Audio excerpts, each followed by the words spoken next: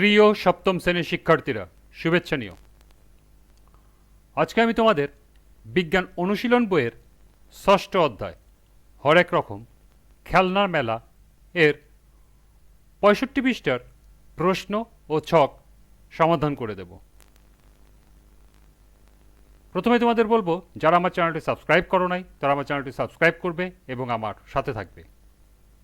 তাহলে চলো আমরা ক্লাস শুরু করি। তৃতীয় ও চতুর্থ সেশন। এবার শক্তির প্রসঙ্গে আসা যাক। নৌকাটিকে গতিশীল করতে শক্তির যোগান এলো কোথা থেকে? এখানে লক্ষ্য করে একটি প্রশ্ন দেওয়া আছে। নৌকাটিকে গতিশীল করতে শক্তির যোগান এলো কোথা থেকে? তো চলো এখন আমরা এই প্রশ্নের সমাধান দেখে নিই। এর সমাধান হবে, নৌকাটিকে গতিশীল করতে শক্তির যোগান এসেছে স্থিতিশক্তি থেকে। নৌকার রাবার ব্যান্ড যখন বল প্রয়োগের মাধ্যমে পেঁচানোর ফলে যে স্থিতিশক্তি জমা হয়েছিল সেটাই পরবর্তীতে নৌকার গতিশক্তিতে রূপান্তরিত হয়েছে।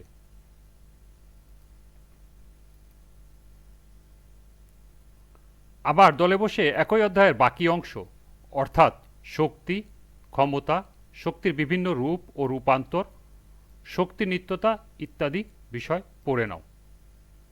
দলে সবার সাথে আলোচনা করো। এবার আবার ভেবে দেখো, নৌকার গতিশক্তি কোথা থেকে এলো?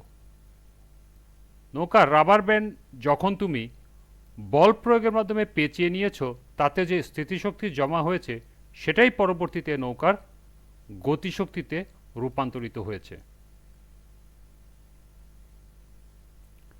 এখন ভেবে দেখো, আর কোন কোন ক্ষেত্রে এরকম গতিশক্তি আর স্থিতিশক্তির পারস্পরিক রূপান্তর দেখা যায়।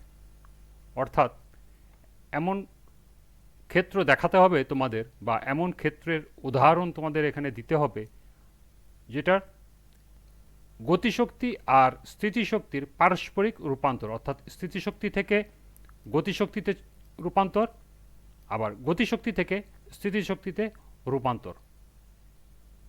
তো চলো এখন আমরা এই প্রশ্নের সমাধান দেখে নিই।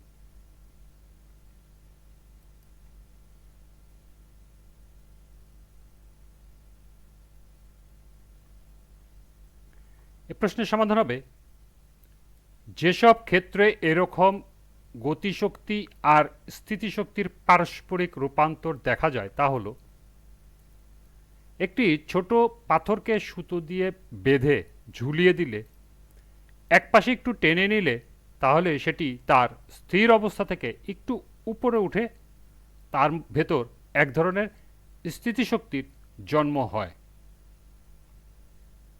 এখন পাথরটা ছেড়ে দিলে তার মধ্যে গতিশক্তির সঞ্চার হয়। ঠিক মাঝখানে যখন পৌঁছায় তখন স্থিতিশক্তির পুরোটাই গতিশক্তিতে রূপান্তরিত হয় এবং থেমে না গিয়ে অন্যদিকে যেতে থাকে, এবং বেগ শেষ না হওয়া পর্যন্ত উপরে উঠে তার ভেতর আবার স্থিতিশক্তির জন্ম হয়। সবচেয়ে উঁচুতে পৌঁছে এটি থেমে যায়। এভাবে পাথরটি দুলতে থাকে এবং তার শক্তি স্থিতিশক্তি থেকে গতিশক্তি এবং গতিশক্তি থেকে স্থিতিশক্তির মধ্যে রূপান্তর হতে থাকে। তাহলে এই ছিল এই প্রশ্নের সমাধান।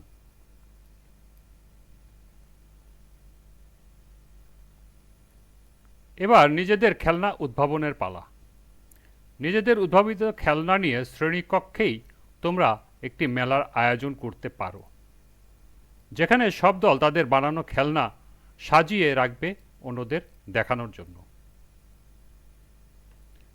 খেলনা বানানোর শর্ত দুটি হলো, শুধু সাজিয়ে রাখার মতো কিছু বানালে হবে না, সেটি কোনো বিশেষ চমকও থাকতে হবে।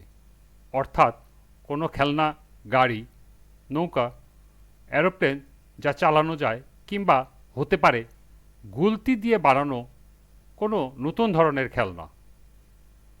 মাথায় রেখো, শক্তির কোনো না কোনো রূপ থেকে অন্য রূপে রূপান্তর এই খেলনার মডেলে দেখাতে হবে। অর্থাৎ এমন খেলনা তোমাদের বানাতে হবে যে খেলনাতে শক্তির এক রূপ থেকে আরেক রূপে রূপান্তর দেখা যায়। খেলনা বানাতে গিয়ে কোনো দামি খরচ সাপেক্ষ উপকরণ ব্যবহার করা যাবে না।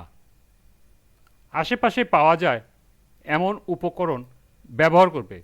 সবচেয়ে ভালো হয় ফেলে দেওয়া উপকরণ ব্যবহার করলে। তোমাদের খেলনার নকশায় অন্তত একটা উপকরণ থাকা দরকার তোমরা ব্যবহার না করলে, যেটির ঠিকানা হতো ডাস্টবিন।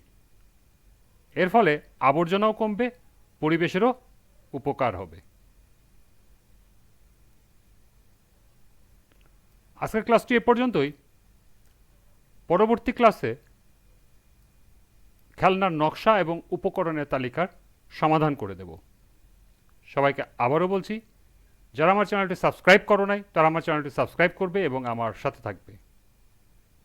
সবাইকে আবারও শুভেচ্ছা জানিয়ে আজকের মতো আমি এখানেই বিদায় নিচ্ছি। আল্লাহ হাফেজ।